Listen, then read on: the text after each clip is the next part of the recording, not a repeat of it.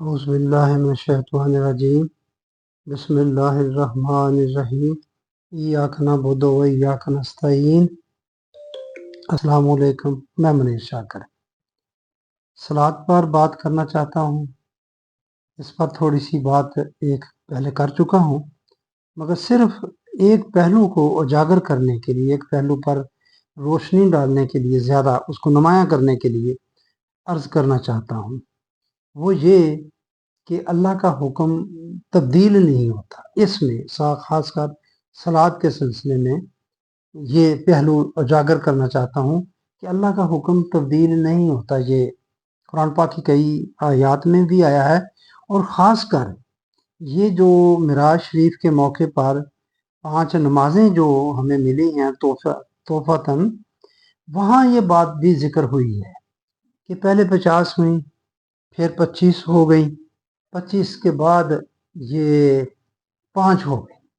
تو 7 روایت میں ہی بیان کیا جاتا ہے کہ جی یہ اللہ ثواب اس کا 50 کے برابر ملے گا، مگر 5 پڑھنی ہے کہ ثواب برابر 50 کا ہی ملے، کیونکہ اللہ کا حکم تبدیل نہیں ہوتا۔ حالانکہ حکم تبدیل ہوگا کہ 50 تھی، حکم تبدیل ہو کر ہی 5 رہ گئیں۔ خیر یہ موضوع نہیں ہے، صرف آپ کے سامنے رکھنا چاہتا ہوں کہ یہ دیکھیں ہم کس طرح ڈنڈی مارتے ہیں، کس طرح ظلم کرتے ہیں، دین کے ساتھ زیادتی کرتے ہیں۔ وہیں بات کر رہے ہیں کہ فائدہ کوئی نہیں ہوتا، بات مانتے ہی نہیں ہے بالکل۔ یہ عجیب سی بات ہے، ایسے ہی نہیں مانتے جس طرح انڈیا نہیں مان رہا ہم سے، یا ایسے ہی نہیں مانتے جیسی ہماری اسٹیبلشمنٹ پی ٹی آئی کے مقابلے میں نہیں مانتی۔ پاکستان کہتا ہے اسے کہ تم ثبوت لاؤ ہمیں، ادھر پی ٹی آئی کہتی ہے تم ہمیں ثبوت دو 9 میں کہ ہم پھر دیکھیں گے کیا ہے۔ نہ وہ انڈیا پاکستان کو ثبوت دے رہا ہے، نہ ادھر یہ دے رہی ہے۔ ایسے ضمن بات کر دی کہ نہیں ماننا، 2 سال گزر گئے، نہیں ماننا، بس بات کو اسی طرح یہ معاملہ ہے۔ روایت ہے، چل رہی ہے، 50 نمازیں تھیں، 50 کی جگہ پر 5 ہو گئی، حکم نہیں تبدیل ہو۔ حکم تو تبدیل ہو گیا، ثواب کا آپ نے درمیان میں ایک ڈال کے ٹوسٹ کہ ثواب اتنا ہی ملے گا، کس نے تولا ہوا ہے تو وہ ثواب اتنا میں، اس لیے 50 ہو گئے۔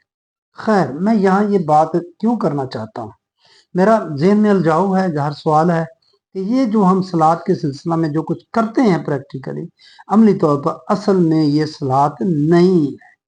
میں صلوات کا منکر نہیں ہوں، صلوات میں کہتا ہوں کہ ہے، اتنی دفعہ قرآن پاک میں اس کا ذکر آیا ہے، تو وہ صلوات کیا ہے؟ وہ جب کیا ہے یہ میری الجھن ہے، تو وہ میں کہتا ہوں کہ یہ نہیں ہے یہ صلوات۔ اس سلسلہ میں یہ میں بات کرنا چاہتا ہوں۔ ہم کہتے ہیں کہ 10 نبوی کو ہمیں یہ 5 گانا نمازیں ملے، اور 10 نبوی اور معراج شریف سے پہلے کیا کرتے تھے ہم مسلمان، کیا کرتے تھے؟ 10 سال تک کیا کرتے رہے؟ کیا اس سے پہلے کتنی قرآن پاک میں صورتیں نازل ہو چکی تھی؟ ہر جگہ پر صلوات کا ذکر ہے، ہر نبی پر صلوات فرض تھی، ہر امت پر صلوات فرض تھی۔ تو پھر ان امتوں کی صلوات کیا تھی، اور انبیاء کرام کی صلوات کیا تھی، اور پھر ہماری صلوات کیا تھی؟ 10 سال تک کیا صلوات رہی؟ یہ میں بات کرنا چاہتا ہوں کہ اگر میں سمجھا سکوں یا میں اپنا سوال کر سکوں، اپنی الجھن بیان کر سکوں، تو 10 نبوی تک یہ بات ہو گئی کہ پھر یہ صلوات کچھ تھی، اس وقت مسلمان کرتے تھے، تو پھر کیا ہوا؟ یہ 10 نبوی کو جب معراج شریف پر گئے تو پھر وہاں سے آئیں، وہ 5 ہو گئی، وہ بحث نہیں اس پر، صرف یہ بحث ہے پھر کیا ملا اس وقت۔ اگر یہ پہلے صلوات تھی، یقیناً تھی، یہ تو یہ تو نہیں ہے کہ صلوات نہیں تھی، پہلے صلوات تھی۔ اس وقت کیا کرتے تھے مسلمان؟ یہ ایک اپنی جگہ پر سوال۔ تو وہ جو کچھ کرتے تھے نبی اکرم صلی اللہ علیہ وآلہ وسلم، وہ اللہ کے حکم کے تحت نہیں کرتے تھے۔ اس وقت کتنی نمازیں تھیں؟ 5 تھی، کتنی تھیں؟ کوئی ہے روایت ملتی کہ وہ 10 نبوی تک مسلمانوں نے کتنی نمازیں پڑھی؟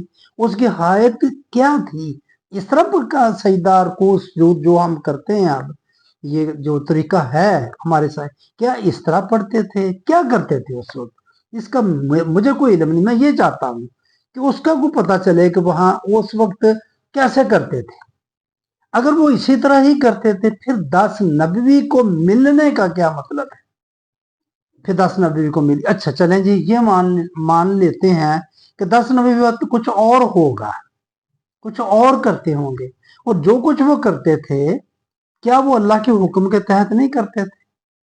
نبی تو اللہ کے حکم کے تحت کرتا ہے۔ اتنی اہم چیز صلات، اتنا دین کا اہم ستون، اتنی تاکید اس کی قرآن پاک میں بھی اور ویسے بھی علماء کرام سے سنیں آپ، تو یہ اتنی اہم چیز ہے، تو اس وقت کیا کرتے تھے؟ اچھا، معراج شریف پر گئے تو پھر کیا تبدیلی ہو گئی؟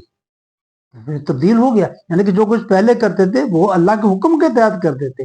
یہ بات میں کرنا چاہتا ہوں کہ اللہ کے حکم میں تو تبدیلی ہوتی نہیں، اللہ تو اپنا حکم بدلتا نہیں۔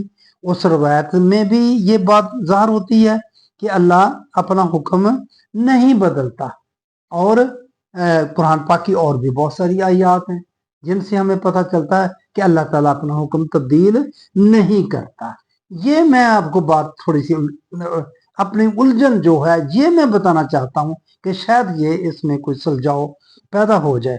قرآن پاک کی کئی ساری آیات ہیں، میں تھوڑا سا، ایک تو یہ ہے بنی اسرائیل کی 77 نمبر 77، اور آپ ہمارے دستور میں کبھی رد و بدل نہ پائیں گے، ان سے اگلوں میں بھی اللہ کا یہی دستور جاری رہا، اور تو اللہ کے دستور یعنی قانون الہی میں ہرگز رد و بدل نہ پائے گا۔ یہ احزاب کی 62 نمبر ہے۔ سو آپ اللہ کے دستور کو کبھی بدلتا ہوا نہ پائیں گے، اور آپ اللہ کے دستور کو کبھی منتقل ہوتا ہوا نہ پائیں گے۔ یہ فاتر کی 43 نمبر آیت ہے۔ تو کبھی بھی اللہ کے قاعدے سنت عادت کو بدلتا ہوا نہ پائے گا۔ یہ فتح کی 23 نمبر ہے۔ میں یہ آپ کے سامنے زیادہ یہ رکھنا چاہتا ہوں۔ عام طور پر لوگ کہتے ہیں یہ دیکھیں جی یہ دو چیز ہے جو پیچھے بیان ہو رہی ہے اس کے بارے میں ہے یہ اگلی چیز، ٹھیک ہے جی، یہ بات آپ کی مان لیں، مگر یہ جو میں آیت آپ کے سامنے رکھ رہا ہوں الفتح کی 23 نمبر، یہ ایک مکمل آیت ہے۔ وہ پیچھے سے بات ہو رہی ہے، ہر آیت کے پیچھے سے بات ہوتی ہے، پھر وہ بھی ہوتی ہے چیز، وہ بھی ہوتا ہے، لیکن ایک جنرل رسول آگے اللہ تعالیٰ بیان فرما دیتا ہے، اسی آیت کے اندر بھی فرما دیتا ہے۔ یہ بالکل الگ سے آیت ہے۔ جو پچھلی 22 نمبر آیت ہے وہ ہے اعوذ باللہ من الشیطان الرجیم بسم اللہ الرحمن الرحیم وَلَوْ قَاتَلَكُمُ الَّذِينَ كَفَرُوا لَوَلَّوُا الْأَدْبَارَ ثُمَّ لَا يَجِدُونَ وَلِيًّا وَلَا نَصِيرًا، اور اگر تم سے کافر جنگ کرتے تو یقیناً پیٹھ دکھا کر بھاگتے، پھر نہ تو کوئی کارساز پاتے نہ مددگار۔ یہ قرآن کہہ رہا ہے اگر تم سے اس وقت کافر جنگ کرتے۔ آگے اگلی مکمل آیت ہے سنت اللہ ہلتی قد خالت من قبل ولن تجد لسنت اللہ تبدیلا، اللہ کے اس قاعدے کے مطابق جو پہلے سے چلا آیا ہے تو کبھی بھی اللہ کے قاعدے کو بدلتا ہوا نہ پائے گا۔ یہ اس میں یہ بات کی گئی ہے کہ اللہ کے قاعدے کو بدلتا ہوا نہیں پائے گا، اللہ کا حکم تبدیل نہیں ہوتا۔ ہماری باتیں ہوتی ہیں تبدیل ہوتا ہے، کہ چیف ایگزیکٹو ہے کوئی حکم جاری کر دیتا ہے، پھر دیکھتا ہے بعد میں اس کے اثرات اس میں تبدیلی کر دیتا ہے، کیونکہ بندہ عالم الغیب تو نہیں ہے، اللہ تعالیٰ عالم الغیب ہے، وہ ایسا نہیں کرتا، وہ جو حکم دیتا ہے وہ بعد میں اس میں تبدیلی کی ضرورت ہی نہیں ہوتی، اس کو پتہ ہوتا ہے سارا، ہاں جی، اس کے تمام اثرات کا، یہ تبدیل نہیں کرتا۔ تو یہاں پھر اگر تبدیلی نہیں ہوئی، یہ 10 نبوی کو صلات میں جو پہلے جو کچھ کر رہے تھے اگر تبدیلی ہوئی ہے تو پھر حکم میں تو تبدیلی ہو نہیں سکتی، میں یہ بات کہنا چاہتا ہوں۔ تو پھر یہ اس وقت یہ نمازوں کا 5 کا تحفہ ملنے کا کیا مطلب بنتا ہے؟ پھر اس وقت پنجگانہ نمازوں ملنے کا کوئی معنی نہیں سمجھ آتی کہ صلات تو پہلے بھی ہے، پھر اس وقت یہ کیا نئی چیز مل گئی۔ تو میں بس یہ اتنی سی بات ہی کرنا چاہتا ہوں کہ یہ میں پہلے بھی کر چکا ہوں، کیا ملا، لیکن قرآن کہتا ہے کہ اللہ اپنے حکم میں تبدیلی نہیں کرتا۔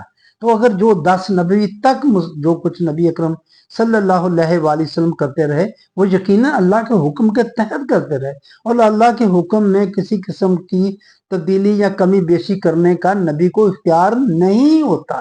یہ میں بتا چکا ہوں سورہ یونس کی 15 نمبر آیت اور آل عمران کی 79 نمبر آیت، کہ وہ تو کہتا ہے کہ اللہ کی تابع داری کرو، रब्बानी बनो, अल्लाह का हुक्म मानो।